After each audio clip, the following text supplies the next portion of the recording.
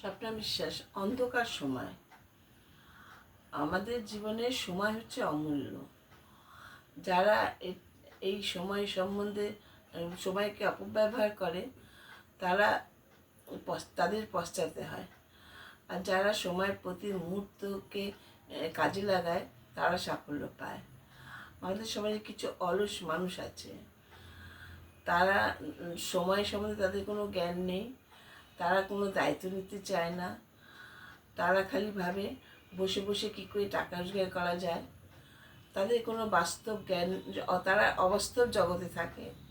তাই তারা কখনো লটারির টিকিট কাটার কথা ভাবে, কখনো গুপ্তধন খোঁজার কথা ভাবে, বা কখনো ভাবে পরকে ঠকিয়ে কী করে টাকা রোজগার করা যায়। কোনোটাই কিন্তু টাকা রোজগারের সঠিক পথ নয়। অবশেষে তারা তাদের তারা তাদের কোনো কিছুতেই সফল হয় না। তারা তারা তাদের জীবনটাই বৃথা হয়ে যায়। বসে বসে টাকা রোজগারের চিন্তা হচ্ছে, বসে বসে টাকা রোজগার অন্ধকারে যাওয়ার চিন্তা।